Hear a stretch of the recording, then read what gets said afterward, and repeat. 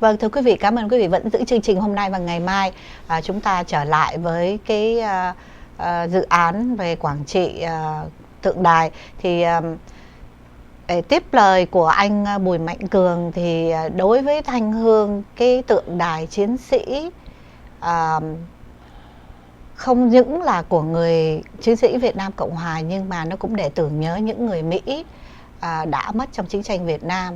Thì thưa anh Cường, nếu mà anh nói là chỉ có những người Việt Nam tới đó thì Thanh Hương xin lỗi anh, là những người Mỹ họ rất là yêu thương cái chỗ đó, đối với họ là một cái nơi rất là linh thiêng. Thì họ chỉ thấy là chỉ có cái tượng đài người Mỹ và người Việt Nam, lính Cộng hòa Việt Nam đứng với nhau đã tượng trưng cho tất cả những cái sự hy sinh của bao nhiêu cái chiến tranh của Việt Nam. Thì Thanh Hương đồng ý thưa anh Cường và anh Trí là những cái gì về chiến tranh Việt Nam mình có rất là nhiều chiến tranh nổi tiếng, này là Khế Xanh rồi An Lộc nhiều lắm. Thì có thể là mình có một cái nơi nào đó để mình dành riêng cho chiến tranh Việt Nam, để mình vinh danh những người chiến sĩ Việt Nam Cộng Hòa không thôi, mà không đến những người Mỹ. Thưa với chị, tôi nếu mà chỉ hiểu theo cái ý của anh Cường đó, thì dĩ nhiên không ai nói rằng cái tượng đài chiến sĩ Việt Mỹ, chúng ta nói Việt Mỹ là cả hai chứ không phải là chỉ Việt không thôi. Anh Cường anh không có cố ý là nói chỗ đó là chỉ của người Việt, có nghĩa rằng đồng minh Hoa Kỳ cũng là hai người lính đồng minh cũng xây ở trong cái tượng đài chiến sĩ Việt Mỹ. Cái đó là mình respect, là mình tôn trọng hơn 58.000 quân nhân lính Mỹ cũng đã tham chiến tại Việt Nam, đã hy sinh cho cái nền tự do của Việt Nam. Và đồng thời những người lính trong quân lực Việt Nam của chúng ta, đó là lý do tại sao chúng ta có cái tượng đài ở đó.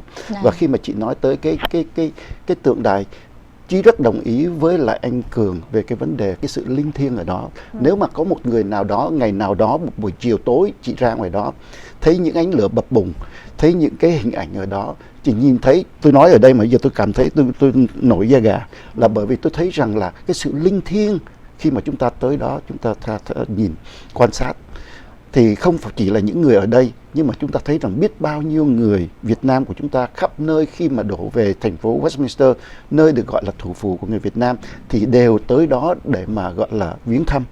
Chúng ta thấy rằng bên cạnh cái tượng đài chiến sĩ Việt Mỹ, chúng ta đã có hai cái tượng đài phụ bên đó. Thứ nhất là cái tượng đài của tất cả của những vị mà tướng lãnh tuẫn tiết trong ngày 30 tháng 4. Chúng ta thấy chúng ta đã cất được cái tượng đài đó. Bên cạnh đó, cái thứ hai là tượng đài của Hoàng Sa. Bây giờ đây chúng ta có một cái tượng đài thứ ba, chúng ta có không phải nằm ngay khu đó mà nằm bên ngoài này. Chúng tôi nếu mà nói rằng là không có chỗ, cái điều đó không đúng, là bởi vì ngay từ đầu khi mà cái dự án này được trình bày cho hội đồng thành phố để mà chấp thuận, thì tất cả đều có cái dự án, đều có cái sơ đồ là cái tượng đài dự tính nằm ở chỗ nào. Đó là cái chỗ mà chúng ta tổ chức cái ngày động thổ đó, thưa với chị. Và cái hình ảnh hay là cái cách thức mà trình bày thế nào đều được đưa ra trong hội đồng thành phố. Tới giờ phút này không có gì thay đổi cả. Tôi được biết ở trong ủy ban xây dựng tượng đài, họ không có thay đổi, tại vì họ đã biết những cái chuyện gì họ làm. Và tới giờ phút này, bình thường là mình có một chút này chút kia thay đổi, nhưng mà tôi thấy rằng là họ đã chuẩn bị rất kỹ. Và lại là nếu có thay đổi, họ đã trở lại để trình bày với lại thành phố, nhưng mà không có gì thay đổi hết. Thì không có cái lý do gì mà chúng tôi thấy rằng là chúng ta đã cho họ phép để mà xây dựng cái tượng đài đó. Và trong 7 tháng họ đã làm tất cả những cái tiến trình để mà xây dựng cái tượng đài đó. Thì khi đó chúng ta đã nói rằng là thôi, bây giờ không được làm nữa. Tại sao trong 7 tháng đó chúng ta không lên tiếng? Ít ra nếu chúng ta thấy rằng là nó không đúng hay nó có vấn đề gì, chúng ta lên tiếng, chứ chúng ta không để đợi cho người ta. Giống như anh Cường nói, họ đã xây gần xong cái chiếc tàu và sắp sửa hạ thủy, thì bây giờ chúng ta lại chặn. Đó là cái điều mà tôi muốn nói. Còn việc mà chị nói là, trở lại cái việc mà chị nói là những người Mỹ, ở đây chúng tôi thưa với chị rằng là những người Mỹ đó thì chắc có lẽ chúng tôi cũng không xa lạ gì. Nếu chúng ta nói rằng là có những người Mỹ, như anh Cường nói là họ không ở thành phố Westminster. Chỉ biết là trong tuần trước ở đây chị có, tuần trước này, chị có ông Bob Harrison. Ông cũng ngồi trong cái ghế này để mà ông thưa chuyện với tất cả quý đồng hương. Thì thưa với chị là như vậy, ông Bob Harrison chỉ có 3 người mà chúng tôi nói tới. Ông Bob Harrison là ông ở thành phố Grand Grove, ông Conrad ông ở trên Lost, và ông Mandeville thì bây giờ ông đang ở Vegas. Ông Mandeville và ông Conrad bây giờ gần như là ông không có còn nhiều tham dự nữa.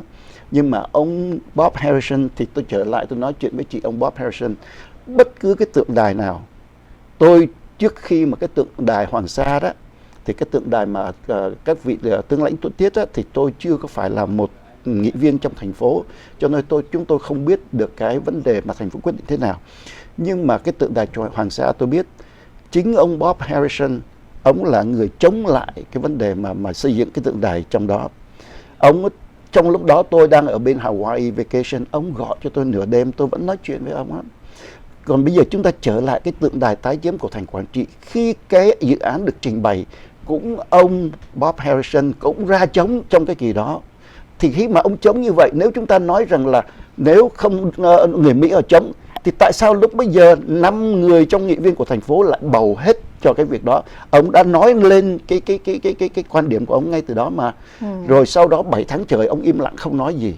Khi mà bên Liên hội cựu chiến sĩ bắt đầu dấy lên cái công việc, dấy lên cái việc là ok, chống đối tượng đài thế này cái kia, lên án là đây là một cái trò con nít mà chúng tôi không tưởng đâu là nó chỉ là cái trò con nít thôi, bây giờ nó là sự thật. Thì lúc bây giờ chúng tôi mới find out là 3 tháng trước ông Bob Harrison với lại một số Liên hội cựu chiến sĩ ngay trong đền thánh của Đức Thánh Trần đó đã thảo luận về vấn đề này, và muốn là không được xây dựng cái tượng đài ở trong cái công viên tự do. Nếu chúng ta không muốn cho cái đó, chúng ta không muốn cho ngay từ đầu. Nếu chúng ta đã cho rồi mà chúng ta thay đổi ý kiến thì chúng ta phải làm sao càng sớm càng tốt, chúng ta không đợi 7 tháng sau chúng ta phải làm cái chuyện đó. Thì thưa với chị cũng như tất cả quý vị, chúng tôi nói ở đây không phải là vì là chúng tôi nói rằng là tôi ở trong cái ủy ban của tượng đài, hay là tôi ở trong một thành phố nó có cái conflict đó. Thưa với quý vị, có rất nhiều người nói về conflict đó, không phải là conflict đó. Chúng tôi như là một người đã sinh hoạt cộng đồng trên 30 năm, chúng tôi phải hãnh diện là chúng tôi đã có cái sự đóng góp vào trong đó. Và là một dân cử của thành phố, chúng tôi biết được những cái việc chúng tôi làm và những cái gì chúng tôi làm. Mà là một dân cử, chúng tôi phải lo cho các cư dân của thành phố, không cứ là một sắc tộc nào. Tuy nhiên, nếu những cái chuyện đó nó không phải là conflict giữa những cái việc chúng tôi làm, chúng tôi hoàn toàn hy sinh cái thời gian của chúng tôi để đóng góp vào cái công việc chung của cộng đồng. Chúng tôi không có vấn đề gì với chuyện đó. Như là quý vị đã thấy trong quá khứ, cái năm 2019, chúng tôi là một ủy viên của thành phố, nhưng đồng thời chúng tôi cũng tham dự vào để tổ chức cái buổi diễn hành Tết của năm 2019 rất là thành công. Chúng tôi không có cái vấn đề gì đó. Thành thử ra thưa với quý vị một lần nữa, chúng tôi khẳng định cái việc mà conflict of interest thì không có. Ở đây quý vị cũng biết rằng trong thành phố có một ông luật sư của thành phố. Chính ông cũng là cái người mà chúng tôi đã hỏi ông là có cái vấn đề mà conflict of interest không? Thì cái chuyện đó ông đã trả lời là không. Khi mà có, nếu như là có một vụ kiện thì chắc chắn rằng chúng tôi sẽ không bao giờ dính líu vào, và chúng tôi sẵn sàng để mà từ chức về cái vấn đề mà giữa cái sự căng thẳng hai bên. Nhưng mà khi mà là một cái việc gọi là cộng tác để mà làm cho cái công việc chung nó được tốt thì chúng tôi sẵn sàng để làm việc đó. Nhưng mà nếu mà cái dự án này nó không có thành đó thì cái foundation Quảng Trị có định là sẽ kiện thành phố không thưa Phó Thị trưởng? Dạ vâng, thưa, cái chuyện đó chúng tôi không biết. Khi mà nói tới vấn đề mà kiện tụng, không bao giờ, mặc dù chúng tôi họp, nhưng mà khi mà nói tới vấn đề mà nếu mà thảo luận về kiện tụng là chúng tôi ra khỏi cái phiên họp.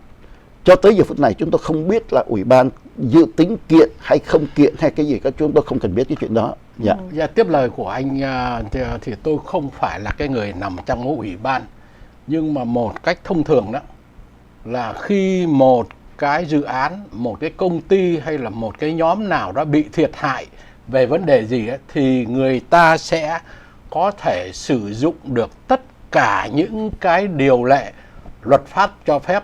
Điều đó không có nghĩa rằng là có thể kiện hoặc là không kiện, có thể là có những biện pháp chính trị khác. Cho chị xin được thưa với lại chị Thanh Hương với lại anh Cường ở đây, tại có mặt của chị ở đây, chị không muốn nói về vấn đề kiện tụng này vâng. chị hay Việt.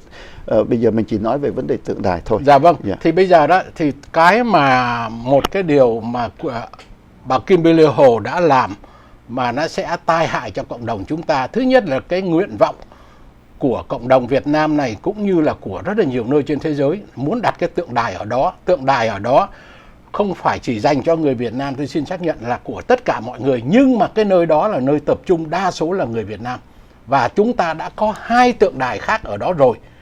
Thì không ai nói gì cả. Mà bây giờ thì là cái tượng đài đã đặt ở cái chỗ khác, thì cái đó là một cái vấn đề như anh Trí có nói rằng là tại sao không đặt ngay từ đầu. Trong vòng 7 tháng đó thì đặt vấn đề đi, đến khi mà cái thuyền đã đóng, cái ván đã đóng thuyền và sắp sửa hạ thủy thì nói bà không, cái này phải gỡ ra, mang đi chỗ khác để đóng. Thì cái đó là một cái điều rất là vô lý. Cái điều đó chúng tôi nhìn thấy ra là có một mùi chính trị phe nhóm nằm ở trong đó một cách rõ ràng như vậy. Thì mọi người chúng ta trong đồng hương chúng ta đều bất mãn về cái quyết định sau cùng, như là quyết định đó của bà Kimberly Hồ là một quyết định giờ thứ 25 chứ không phải 23, 24 mà giờ thứ 25, vì quyền lợi chính trị, vì vấn đề áp lực chính trị, chuyện này chuyện kia. Thì chúng ta trở lại cái vụ ông Harrison, thì ông ta bất cứ phiên họp nào cũng có mặt.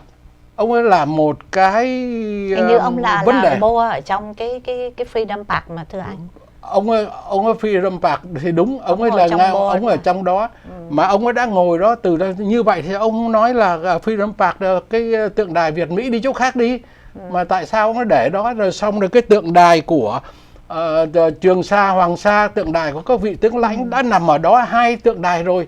Tại sao ông ấy cũng có theo lời anh Chí nói, ông cũng đã phản đối đủ mọi kiểu mà đã không được nghe, bây giờ sao lần này lại thay đổi ý kiến? Thì cái đó thì tôi nói là bây giờ lý lẽ của những cái kẻ chống đối lúc nào nó cũng có lý lẽ hết ấy. Nhưng mà đối với những cái thường xuyên một cái common sense thì cái đó là một cái nó không thể chấp nhận được. Mà cái đó đưa tới một cái hậu quả là 2 cái tượng đài chiến sĩ Hoàng Sa cũng như là tượng đài có thể trong tương lai bị di rời đi một chỗ khác. Thì đó là một cái thảm họa, đó là một cái điều bất mãn của cộng đồng này. Và cái người, nếu chuyện đó xảy ra trong tương lai đó, thì bà Kimberly Hồ sẽ là người phải chịu trách nhiệm với lịch sử, chứ không phải là chuyện trách nhiệm với cá nhân của ông Chí hay của chúng tôi. Mà cái đó là một cái trách nhiệm của lịch sử.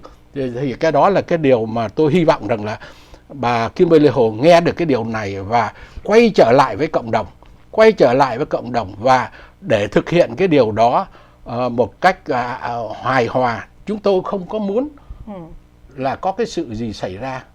Vâng. Xin lỗi anh Cường và Phó Thị trưởng, thì chúng ta không còn đủ thời gian nữa. Mong rằng là có thể trong một ngày nào đó gần đây bà Kimberly Hồ sẽ lên chương trình để giải thích thêm coi là những sự kiện ra sao. Ngày hôm nay chúng ta nghe câu chuyện của Phó Thị trưởng Mạnh Trí cũng như anh Bùi Cường, thì có thể ngày mai chúng ta sẽ nghe phần của bà Kimberly Hồ. Xin cảm ơn 2 vị khách đã đến với chương trình hôm nay, và mong rằng ngày mai chúng ta tiếp tục giữ sức khỏe và đoàn kết hơn, và mong rằng là cộng đồng chúng ta sẽ có một ngày gần đây vui và hòa đồng với nhau hết. Xin cảm ơn Thị trưởng Mạnh Trí và anh câu nói cuối cùng tôi xin chị góp ý này. Vâng, là chúng tôi hy vọng là sẽ đối chất với bà ấy ở trong cái truyền hình đài truyền hình này, thì cái đó là hữu ích. Còn bây giờ đó là người nói trước người nói sau, he said she said ở đây, nó không đi tới cái chỗ nào. Thì tôi hy vọng là tôi thách thức bà Kim Lê Hồ nói chuyện với bất cứ người nào ở trong anh em chúng tôi ở đây. Dạ vâng. Cảm ơn anh Cường và Phó Thị trưởng Mạnh Trí. Chúc hai ông lúc nào cũng sức khỏe. Xin cảm ơn quý vị.